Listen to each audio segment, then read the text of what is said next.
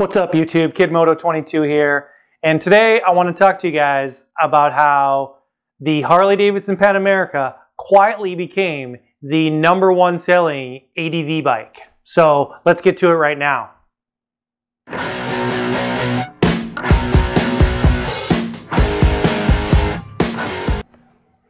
Welcome back YouTube, KidMoto22 here, and I told you in the intro I want to talk to you about how the Pan America became the #1 selling ADV bike, and it's the #1 selling ADV bike, but there's a caveat to that. It's the #1 selling ADV bike in North America. But this is very important, and we'll talk about why this is.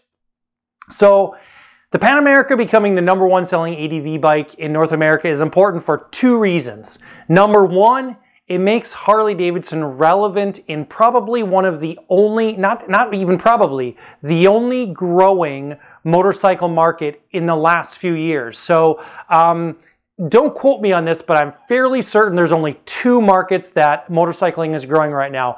The first market is in smaller displacement motorcycles, and the second market is the ADV market. The ADV market is actually doing quite well and has been posting growth for quite a few years.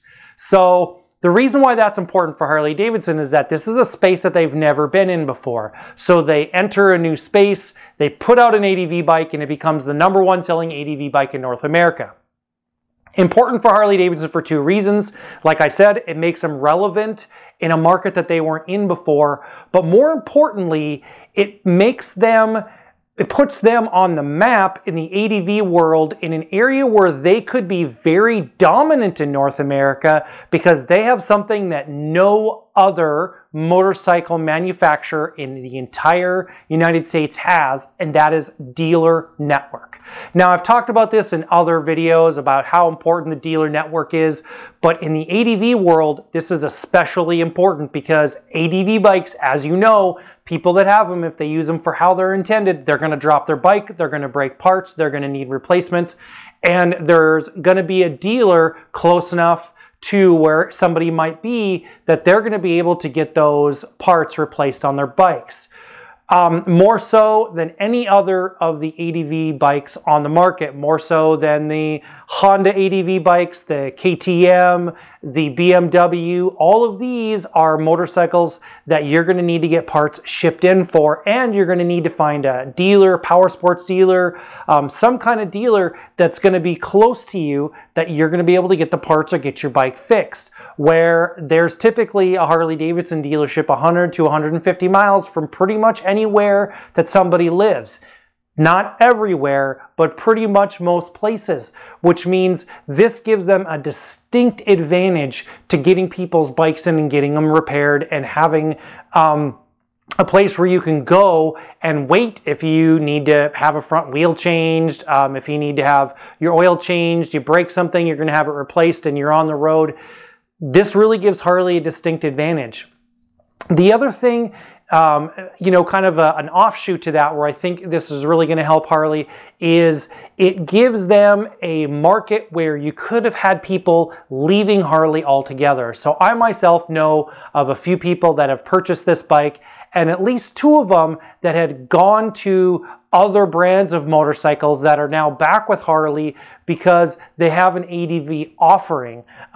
In fact, a good friend of mine traded his Road King for the Pan America, and it better suits his style of riding. Now, this, the specifics of the ADV market are depending on how you ride, and I would say that the Pan America is probably your sport touring, so I wouldn't call it a heavy off-road bike because it is a heavy motorcycle, but it's going to serve its purpose in an off-road setting and certainly does a great job at that.